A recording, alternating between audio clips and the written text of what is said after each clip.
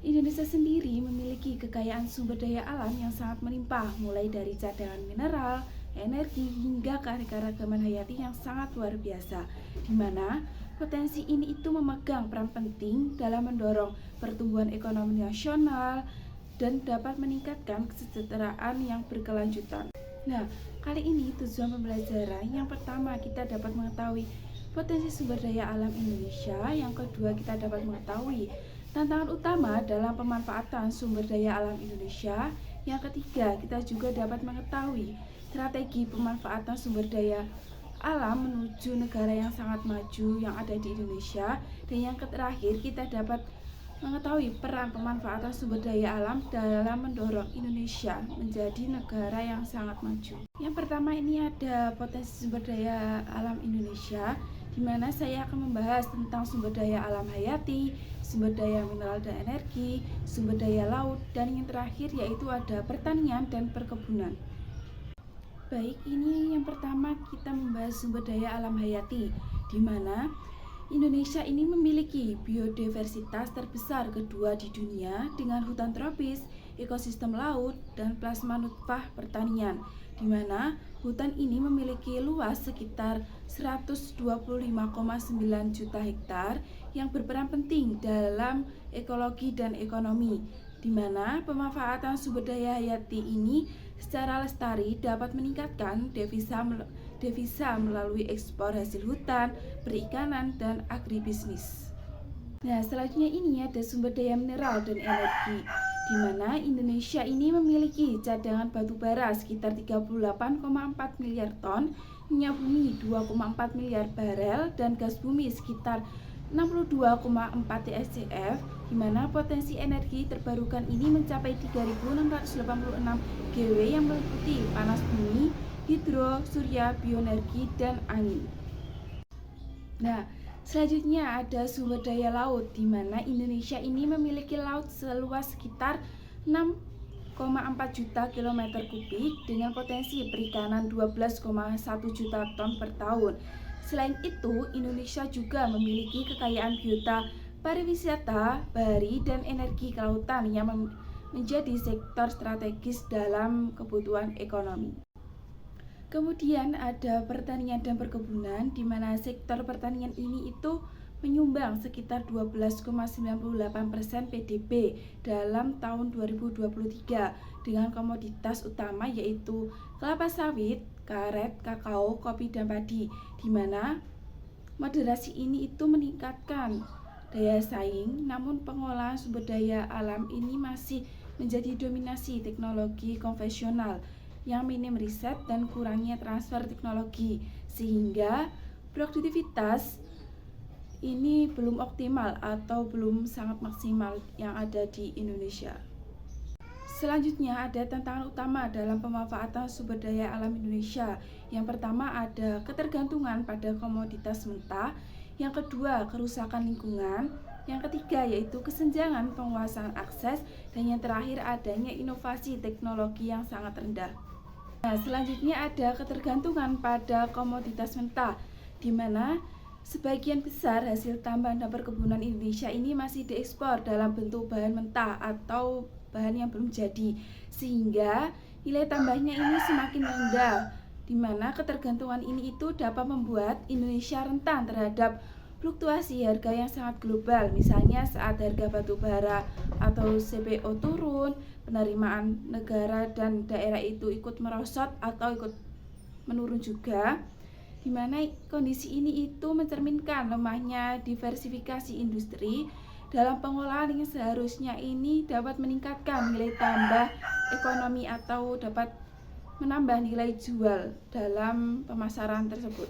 Selanjutnya ada kerusakan lingkungan, di mana aktivitas ekstraktif seperti pertambangan, perkebunan, monokultur, dan ilegal ini menyebabkan deforestasi sekitar 119.000 hektar dalam per tahun yang ada di Indonesia. Nah, kerusakan ini itu dapat menimbulkan degradasi lahan, pencemaran air, hilangnya keanekaragaman hayati, serta meninggalkan ribuan lubang tambang yang sangat berbahaya. Nah, selain menurunkan kualitas hidup masyarakat, ini juga dapat mengakibatkan kerusakan ekologis yang juga dapat meningkatkan resiko bencana alam seperti banjir bandang dan tanah longsor yang terjadi di Indonesia. Kemudian selanjutnya ada kesenjangan penguasaan akses, di mana konsentrasi penguasaan lahan dan sumber daya alam oleh korporasi besar di Indonesia ini dipicu oleh ketimpangan ekonomi dan konflik agraria, di mana data KPA ini menunjukkan 1% pengusaha ini menguasai lebih dari 50% lahan konsesi perkebunan dan tambang. Nah, ketimpangan ini itu dapat menyebabkan distribusi hasil ekonomi yang tidak adil dan juga melemahnya pemberdayaan masyarakat lokal seperti mempersempit peluang usaha rakyat dan koperasi. Nah, selanjutnya ada inovasi teknologi rendah, di mana ini banyak sektor sumber daya alam teknologi pengolahan yang masih didominasi metode konvensional dan padat karya, di mana pemrosesan tambang logam ini umumnya hanya sampai semeter dasar saja. Sementara Indonesia ini adanya industri hilir yang bernilai tinggi minim investasi, adanya kurangnya riset, penguasaan, dan transfer teknologi yang dapat membuat produktivitas sumber daya alam ini belum optimal atau belum maksimal ke depannya nanti. Selanjutnya ini ada strategi pemanfaat sumber daya alam menuju negara yang maju. Nah, di mana meliputi hilirisasi industri, penerapan ekonomi, sirkulasi dan berkelanjutan.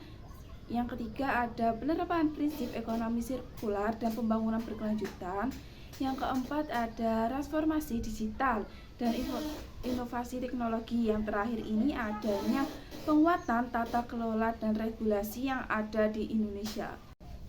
Nah, selanjutnya ini ada hilirisasi industri, di mana ini mengolah bahan mentah jadi produk yang bernilai sangat tinggi atau memiliki nilai tambah tinggi, di mana program ini itu seperti larangan ekspor biji nikel sejak tahun 2020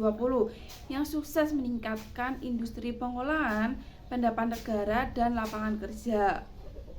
Nah, selanjutnya lagi ada penerapan ekonomi sirkular, yang dimana ini penggunaan teknologi digital